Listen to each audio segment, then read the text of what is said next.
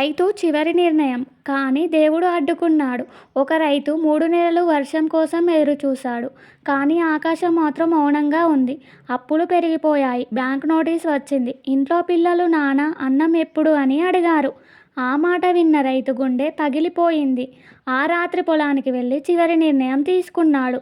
కన్నీళ్లతో ఆకాశం వైపు చూసి, దేవుడా, నా పిల్లల్ని నువ్వే చూసుకో అని ముందుకు అడుగు వేసేలోపు ఒక చిన్న బాలుడు పరిగెత్తుకుంటూ వచ్చి అతని కాలు పట్టుకొని ఏడ్చాడు. నాన్న, మమ్మల్ని వదిలి వెళ్ళిపోకూడదు అని అన్నాడు. రైతు షాక్ అయ్యాడు. ఎందుకంటే అతని పిల్లలు ఇంట్లో నిద్రపోతున్నారు.